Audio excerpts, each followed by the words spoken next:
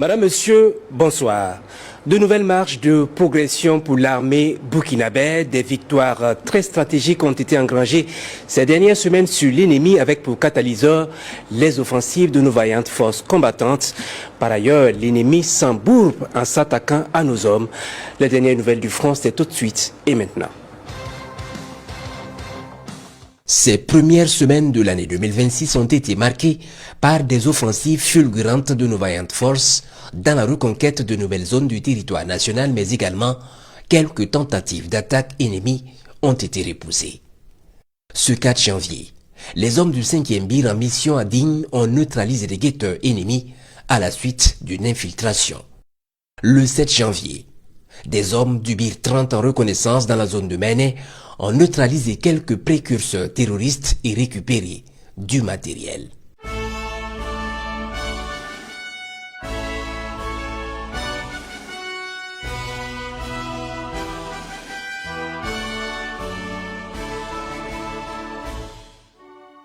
Du 6 au 8 janvier, les hommes du BIR 18 ont mené des reconnaissances offensives dans les zones de Déré Bouboura et Seindé et neutralisé quelques criminels.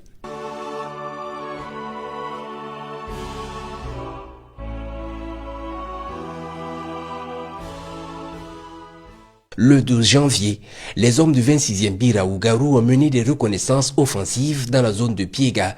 Ils ont pris contact avec l'ennemi qu'ils ont copieusement maté.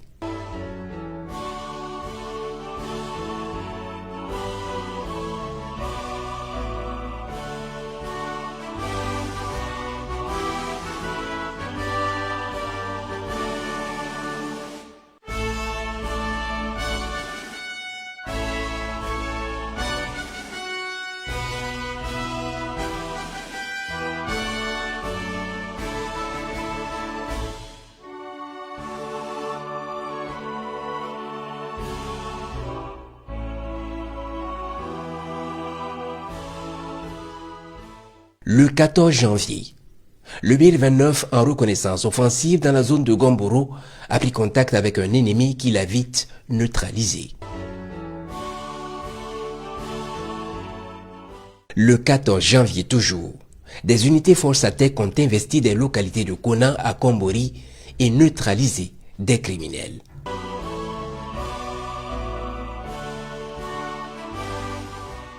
Le 15 janvier, les hommes du 26e BIR à Ougarou ont mené une reconnaissance offensive à Ponkoyoli. Ils ont pris contact avec plusieurs criminels qui ont été copieusement matés.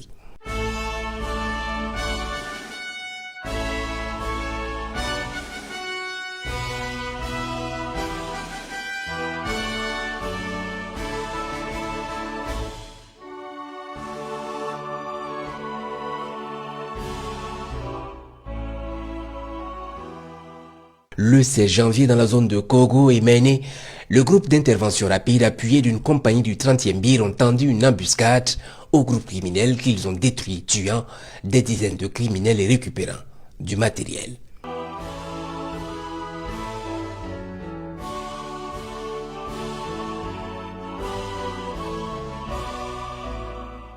Le 18 janvier, des criminels ont pris pour cible la base de nos forces combattantes à Balga.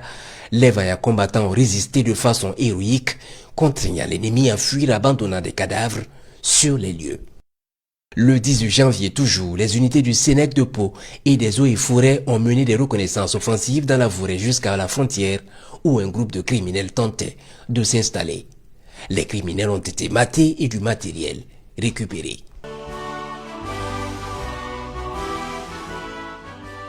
Le 22 janvier, les hommes du détachement de Mani en patrouille ont neutralisé des guetteurs ennemis. Le 24 janvier, les hommes du détachement de Bourreau dans la zone de Wayuguya ont également neutralisé des guetteurs ennemis venus espionner leur dispositif. Les hommes du BIR 29 en patrouille dans la zone de Tourou-Verdine ont neutralisé plusieurs criminels.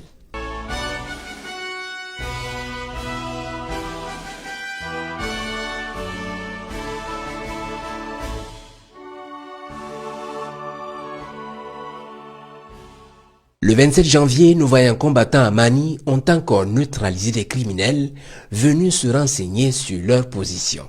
Le même jour, les hommes du détachement de Gomboro ont aussi neutralisé des criminels en mission de renseignement sur leur position.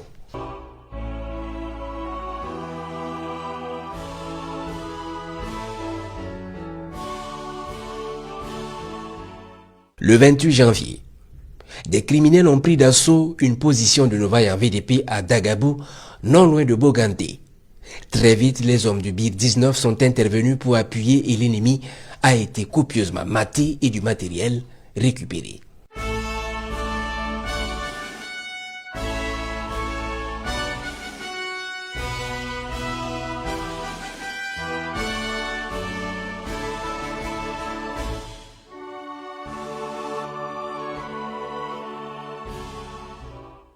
Du 1er au 4 février, les hommes du 18e BIR ont mené des reconnaissances offensives dans leur zone de responsabilité, neutralisant quelques criminels résiduels. Le 5 février, un détachement du BIR 24 a mené des actions offensives dans la zone de Taori et récupéré du matériel.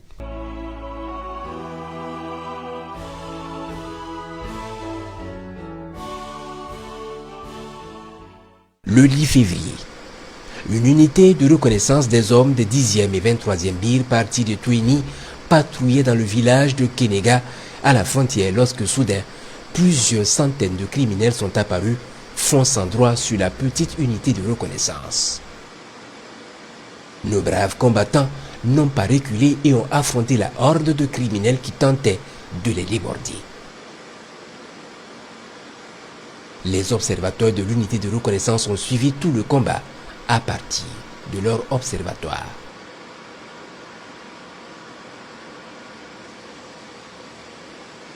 On peut voir d'intenses combats avec des criminels dont le nombre ne fait qu'augmenter.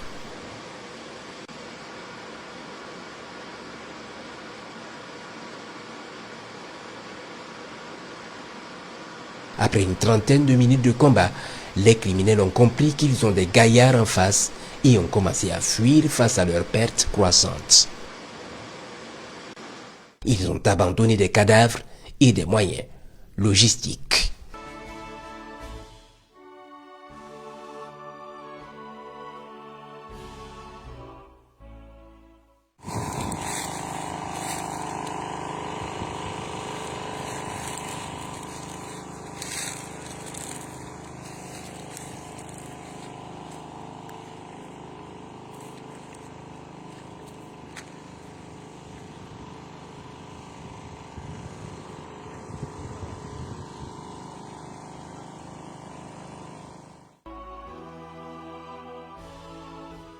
Le 11 février, les hommes du BIR 29 en reconnaissance dans la zone de Ding, Bouna et Nyassa ont pris contact avec l'ennemi qui a été neutralisé et du matériel récupéré.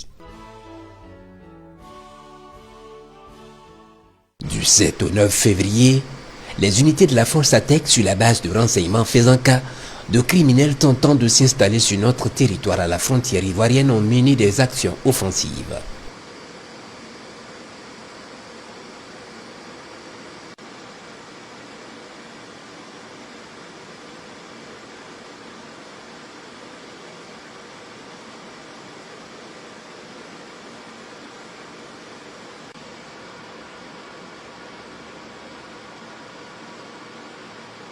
Effectivement, ce matin, de lundi 9 sur les rives du fleuve, ils ont détecté des criminels armés avec qui ils ont pris contact.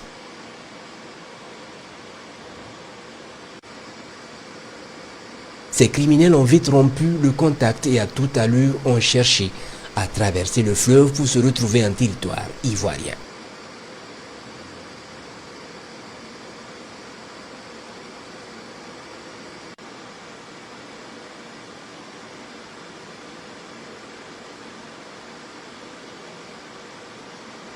Les observateurs de la force ATEC ont filmé toute la manœuvre de l'ennemi.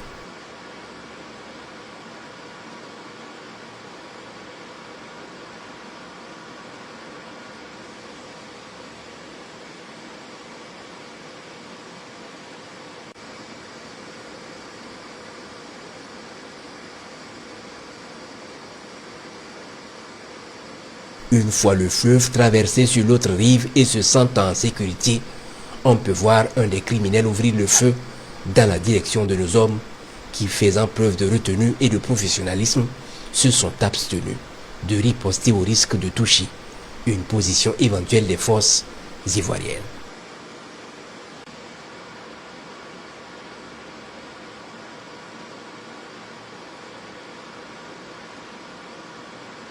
Sur ces images, on voit clairement les criminels marcher tranquillement, s'arrêtant discuter sous les cieux de nos combattants comme pour leur dire qu'ils sont maintenant chez eux et qu'on n'a pas le droit de les toucher.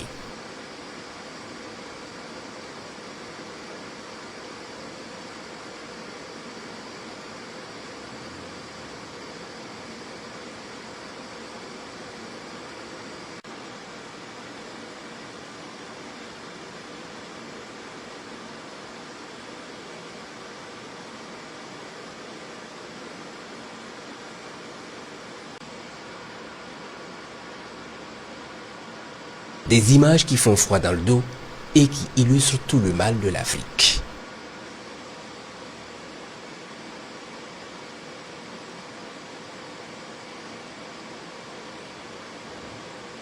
Par les airs, plusieurs opérations ont été menées contre les pilotes drones ennemis, mais aussi les regroupements de criminels lors des opérations offensives de nos forces. Ce 29 janvier 2026, un binôme terroriste opérateur de mini-drones de largage de projectiles explosifs dans la zone de Ougarou a été repéré. Ils sont éliminés.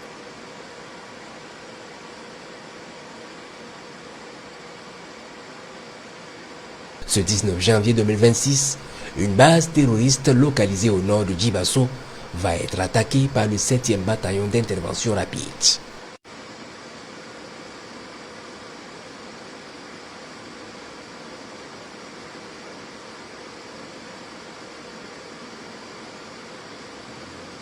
Tôt dans la matinée, les vecteurs aériens en surveillance dans la zone vont confirmer la présence de l'ennemi sur la position, puis une frappe va les désorganiser en attendant l'arrivée du BIR. Puis c'est la débandade dans la base.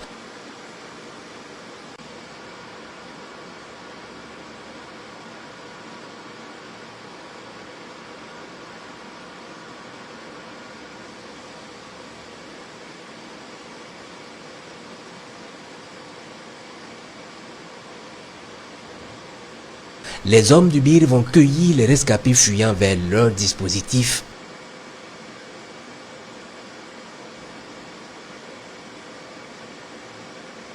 Pendant que les vecteurs continuent de cracher le feu sur eux. Le BIR prend pied sur la base terroriste puis termine le travail et récupère le matériel ennemi.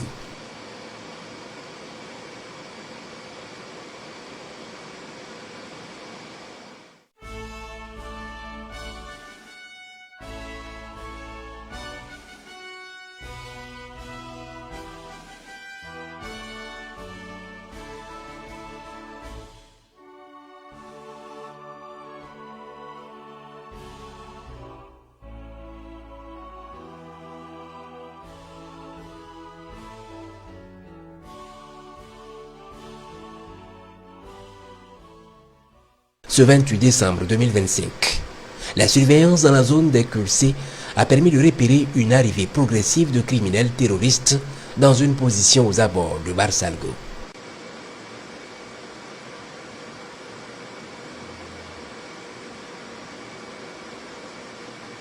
Puis, une fois bien installés pour parfaire leur projet, des frappes d'artillerie vont les anéantir sur la position le lendemain matin.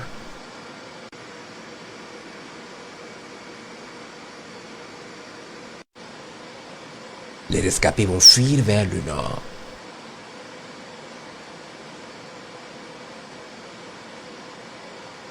Puis le 12 janvier 2026, soit 2 semaines plus tard, un autre groupe de criminels va revenir dans la même zone pour tenter une percée de nos fortifications.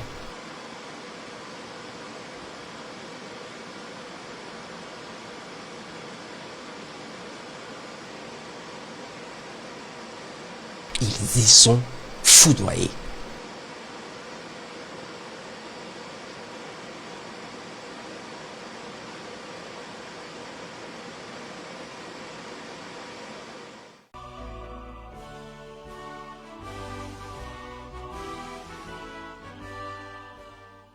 Ce 31 décembre 2025, dans la zone de Koursé, un véhicule pick-up des criminels a été repéré et poursuivi par les vecteurs aériens. Alertés, les criminels vont se précipiter pour le camoufler sous des arbres, puis fuir la zone. Un commando des forces spéciales est envoyé dans la zone pour récupérer le matériel.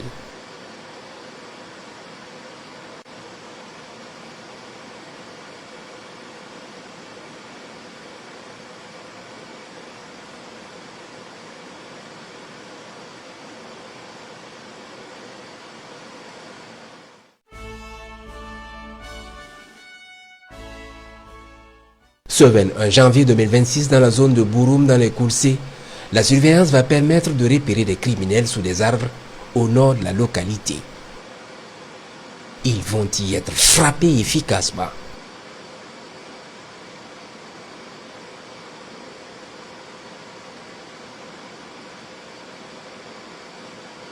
Puis dans la soirée, les criminels vont envoyer une équipe d'opérateurs de mini-drones de largage de projectiles explosifs pour harceler les unités amies installées dans la localité. Ils seront foudroyés efficacement avec leurs explosifs.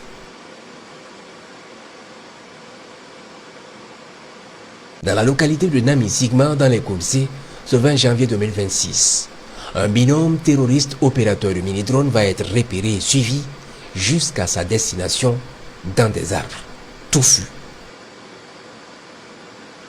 puis frappé efficacement.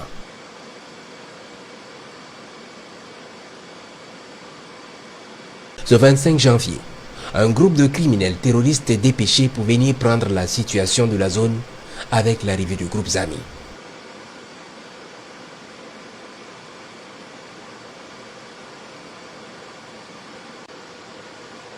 Ce groupe sera éliminé puis son matériel récupéré.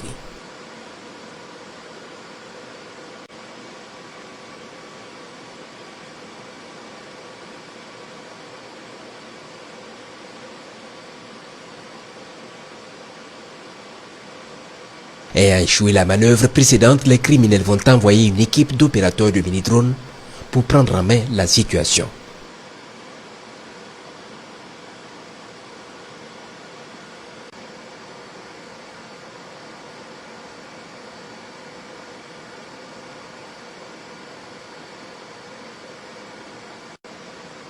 Il sera neutralisé avec son matériel.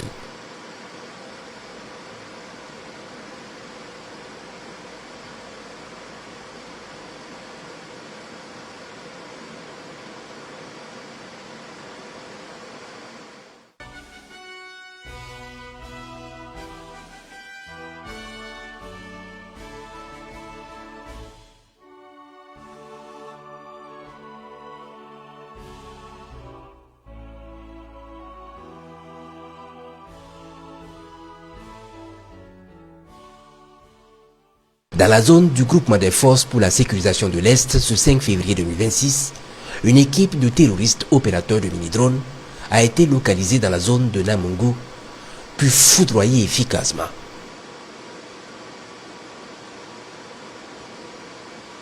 Ils brûlent avec les explosifs qu'ils ont échoué à larguer.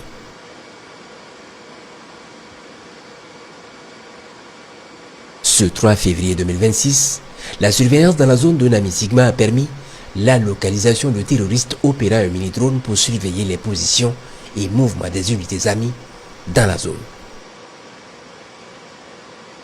Puis après qu'une autre équipe les ait rejoints pour constater les observations, ils vont être foudroyés efficacement.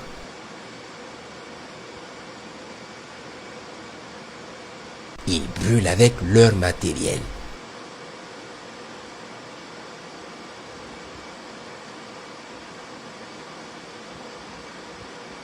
Ce 6 février 2026, une arrivée progressive de criminels terroristes va être observée dans un verger touffu à Baraboulé pour une grande rencontre.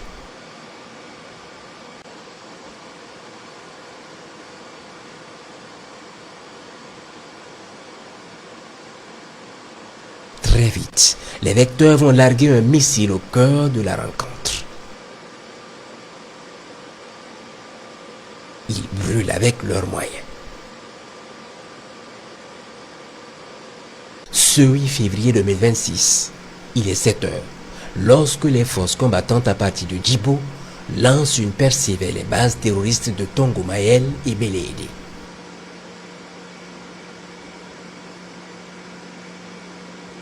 Puis à l'abordage de la base terroriste de Tongo Mayel, les forces vont rencontrer une résistance de l'ennemi qui sera très vite écrasée.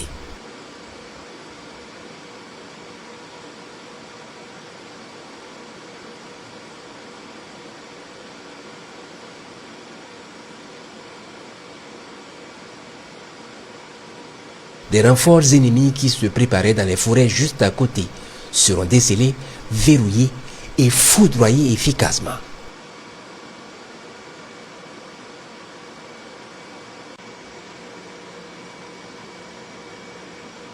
Les forces vont procéder au ratissage de la zone, puis terminer le travail. Puis dans la nuit, les criminels vont essayer de sauver quelques logistiques à travers un véhicule pick-up.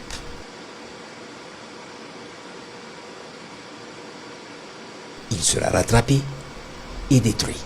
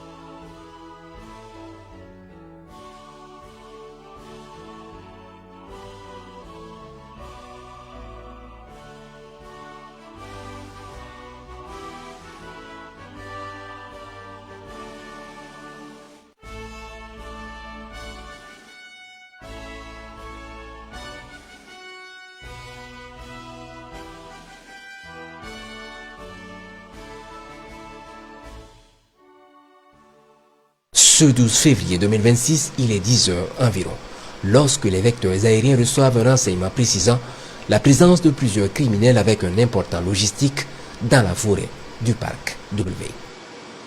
Les vecteurs vont très vite se porter dans la zone puis procéder à la destruction complète.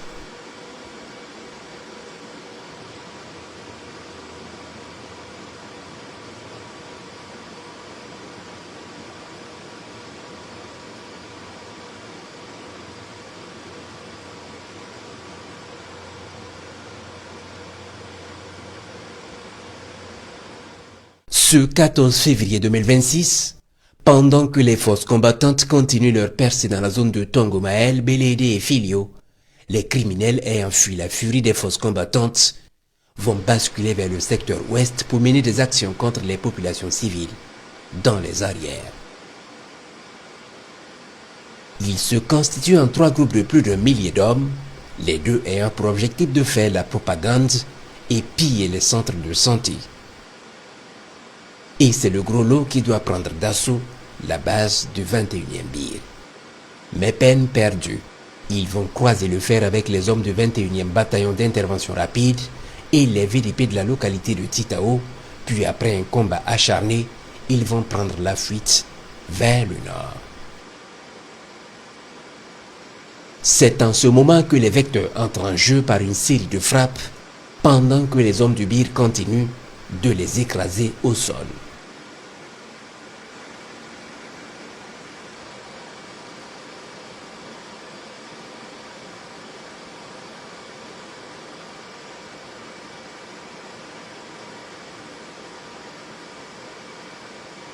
Ils tentent par tous les moyens de fuir l'enfer qu'ils sont en train de vivre, mais ils sont traqués partout dans la ville et à la sortie, écrasés et éliminés à bout portant.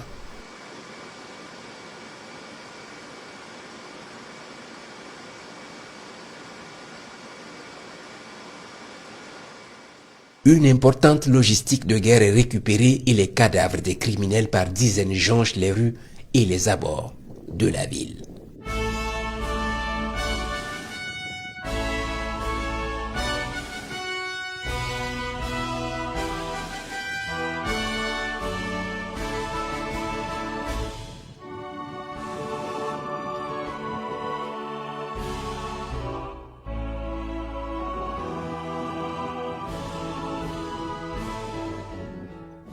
Au bilan, plusieurs terroristes neutralisés et une importante quantité de matériel récupéré.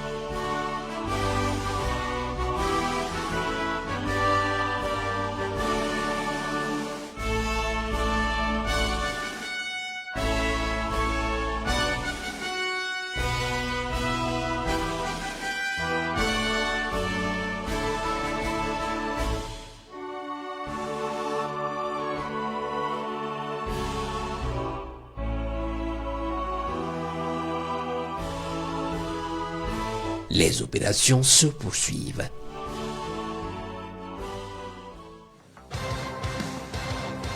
La suite de cette émission, c'est dans un entretien et nous recevons pour vous le porte-parole des Forces armées nationales, le lieutenant-colonel Abdoulaziz Ouedraogo. Bonsoir mon colonel. Bonsoir, bienvenue Tansa. Merci d'être présent avec nous sur ce plateau. Merci à vous. Alors l'actualité brûlante, c'est la situation à Titao. Titao où l'ennemi vient d'essuyer encore un revers. Mon colonel, quelle est la situation? Bienvenue Tansa, je voudrais vous annoncer et vous dire que la situation est sous contrôle à Titao. Effectivement, face à la barbarie et à ces tentatives d'agression des terroristes, nos forces ont montré non seulement de la vaillance, ils ont montré du professionnalisme et ils ont réaffirmé leur indéfectible engagement envers la nation. En effet, hier, 14 février, nous avons enregistré des attaques multiples au niveau de cette ville. Et ces attaques font suite à des opérations d'envergure que nous menons dans le groupement de forces pour la sécurisation du Nord et celui du Sahel. Et les défaites que nous avons infligées aux terroristes ont amené les fuyards à rebasculer vers l'ouest. Et arrivés dans cette zone, ils se sont scindés en 3 groupes. Un groupe s'en est pris à la position de nos éléments du BIR 21. Vous avez vu les images, nous leur avons infligé une lourde défaite avec la neutralisation de plusieurs dizaines d'entre eux. Et un autre groupe est allé au niveau de la ville de Titao uniquement pour des buts de propagande. Ils ont fait des vidéos, mettre le feu à des étals au niveau du marché, voilà, pour des fins de propagande. Mais le résultat est là. Ils ont croisé le fer avec nos hommes. Nous leur avons infligé une défaite. Et ceux qui ont pris la poudre d'escampette, les vecteurs aériens les ont rattrapés. Et encore une fois, nous leur avons infligé une lourde défaite. Donc la situation à Titao est calme et sous contrôle grâce à la détermination, au professionnalisme et à l'engagement de nos hommes. Et puis cette information qui réjouit plus d'un, l'armée reprend pied dans de nouvelles localités. Tout à fait. Le ministre d'État, le ministre de la Guerre et de la Défense patriotique a fait le point récemment. Nous sommes à 74% du territoire sous contrôle, ce qui équivaut entre décembre 2024 et décembre 2025 à près de 600 villages que nous avons reconquis. Nous avons aussi favorisé le retour de l'administration publique dans certaines zones. Nous avons favorisé la réouverture de formations sanitaires, la réouverture de formations éducatives et également nous avons permis le retour de nombreux déplacés internes dans leur localité d'origine. Donc il faut dire que tout ceci est la résultante de notre posture stratégique et opérationnelle qui se traduit par une volonté d'asseoir notre domination sur l'ennemi. Mon colonel, on retient des attaques mises en échec, mais on retient surtout de nombreuses offensives de la part de nos FDS et VDP, n'est-ce pas? Oui, pour ce qui concerne les attaques mises en effet, vous avez constaté, nous avons déjoué des embuscades, nous avons vaillamment repoussé des attaques sur certaines positions comme ce qui s'est passé hier au niveau de Titao. Nous avons détecté et détruit des engins explosifs improvisés, nous avons décelé des guetteurs, nous avons décelé des infiltrés et nous les avons neutralisés. Et cela révèle 3 choses. D'abord, ça révèle l'efficacité du renseignement et de la surveillance que nous menons sur les mouvements des terroristes. Ensuite, ça révèle une meilleure coordination interarmée entre nos différentes unités. Et enfin, ça montre une certaine supériorité morale et une supériorité tactique contre ces terroristes. Quant aux offensives que nous menons sur le terrain, il faut dire que nous avons changé de doctrine, nos unités ont changé de posture et nous traquons l'ennemi partout où il se trouve, jusque dans ces derniers retranchements. Nous avons également effectué des frappes ciblées sur des positions. Vous avez vu que nous avons détruit plusieurs bases logistiques des terroristes et nous sommes actuellement dans une volonté de toujours aller de l'avant et de dénicher le terroriste partout où il se trouve. Et puis un fait qui ravive le débat sur un éventuel soutien extérieur dont bénéficie l'ennemi, l'usage des drones de largage de projectiles explosifs. Oui, ces derniers temps, nous avons constaté une recrudescence de l'usage des drones largueurs de projectiles. L'usage de ces drones peut nous donner une lecture sur 4 points. D'abord, ça signifie que ce sont des tentatives vaines de réponse suite aux différentes défaites qu'ils ont enregistrées. Donc, c'est un moyen pour eux d'essayer d'harceler nos unités. Et vous les avez vus sur les images, les binômes qui s'adonnent à ces largages de projectiles sont également neutralisés par nos vecteurs aériens. Deuxièmement, ça prouve que nous avons réduit la capacité des terroristes et ils essaient de trouver un moyen asymétrique de continuer le harcèlement sur nos hommes, d'où l'usage de ces drones. Troisièmement, ça montre aussi que nos unités ont pris l'ascendance. Nos unités ont pris l'ascendance grâce à leur professionnalisme. Nos unités empêchent le mouvement des terroristes. Nos unités mettent à mal l'exécution de leurs différentes stratégies. Et enfin, cet usage de drones, largueurs de projectiles, nous amène à nous interroger quant à un soutien extérieur en faveur de ces terroristes. Un soutien dans la fourniture organisée de ces drones, un soutien dans la fourniture des projectiles qu'ils utilisent, mais également un soutien dans la formation technique des opérateurs terroristes pour la mise en œuvre de ces drones. Quoi qu'il en soit, je ne doute pas un seul instant de la capacité d'adaptabilité de nos hommes. Je ne doute pas un seul instant de leur détermination et nous allons toujours mettre en échec les tentatives qui seront engagées contre nous. Oui, vis-à-vis de cette situation, dans quel état d'esprit évoluent nos forces combattantes?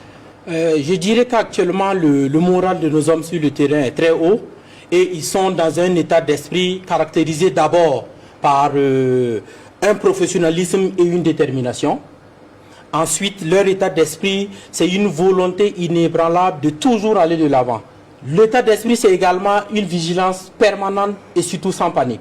Vous avez constaté avec les images que la maîtrise est du côté de nos forces combattantes, quelles que soient les unités, également pour les volontaires pour la défense de la patrie. Leur état d'esprit, c'est également la confiance qu'ils ont emmagasinée, confiance en la population burkinabé qui croit en elle, confiance en leurs équipements. Et vous avez vu que les équipements d'artillerie récemment à qui ont permis d'infliger de lourdes pertes aux terroristes. Et enfin, un état d'esprit qui est caractérisé par l'anticipation et l'efficacité. Voilà, anticipation pour prévoir ce que l'ennemi va faire et efficacité parce que nous avons grandement accru notre capacité de réaction rapide. Mon colonel, on voit que nos hommes surveillent nos frontières. On l'a vu avec la situation à la frontière avec la Côte d'Ivoire où la force ATEC s'est montrée efficace. Oui, je parlais d'anticipation et d'efficacité. Les actions de la force ATEC le prouvent à volonté. L'essence même de la création de cette unité, c'est de pouvoir agir dans des zones rouges, c'est de pouvoir agir dans des zones où les terroristes pensent qu'ils sont en terrain conquis. Donc depuis sa création, elle a fait preuve d'un grand professionnalisme, elle a fait preuve d'une grande rigueur, elle a fait preuve aussi d'extérité afin d'infliger des pertes aux terroristes de façon bien ciblée. Donc la force ATEC va continuer de monter en puissance. La force ATEC veille au grain et nos frontières sont sous la surveillance de la force ATEC. Mon colonel, un mot avant de nous dire au revoir.